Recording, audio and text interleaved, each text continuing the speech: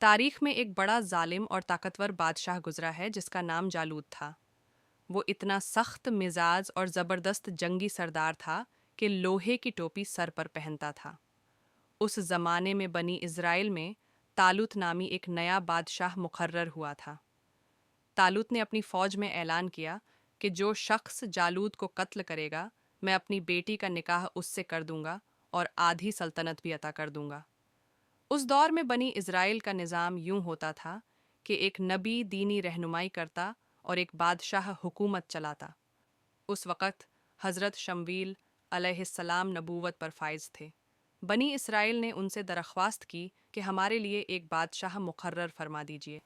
اللہ کے حکم سے طالوت کو بادشاہ بنا دیا گیا، جو کہ ایک غریب لیکن طاقتور اور علیم شخص تھے۔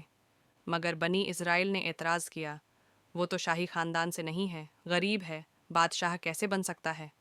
اس پر حضرت شمویل علیہ السلام نے فرمایا، اللہ نے ہی اسے تم پر فضیلت دی ہے، اسے علم اور جسمانی طاقت میں زیادہ بڑائی دی ہے، اور اللہ جسے چاہے اپنا بادشاہ بنا دیتا ہے۔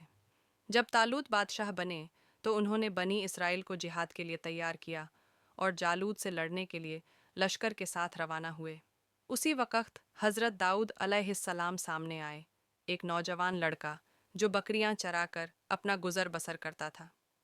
جب وہ جہاد کے لیے نکلے تو راستے میں 3 پتھروں نے انہیں آواز دی۔ ایک نے کہا، میں موسیٰ علیہ السلام کا پتھر ہوں۔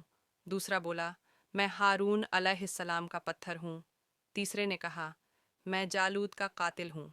حضرت داؤد علیہ السلام نے تینوں پتھروں کو اٹھا لیا اور اپنے جھولے میں رکھ لیا۔ جب جنگ شروع ہوئی اور جالوت سامنے آیا تو حضرت داؤد علیہ السلام نے بسم اللہ پڑھ کر اپنی گوفن سے وہ تینوں پتھر چلائے۔ تینوں پتھر جالوت کی پیشانی اور سر پر ایسے لگے کہ اس کا بھیجا چور چور ہو گیا اور پیچھے کھڑے 30 فوجی بھی مارے گئے۔ حضرت داؤد علیہ السلام نے جالوت کی لاش کو گھسیٹ کر حضرت طالوت کے قدموں میں ڈال دیا۔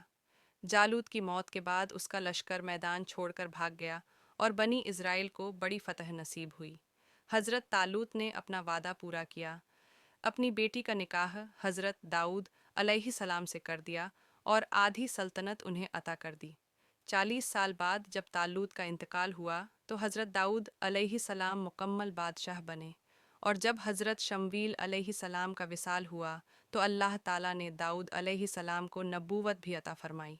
وہ پہلے شخص تھے جنہیں سلطنت اور نبوت دونوں کا مرتبہ ایک ساتھ ملا۔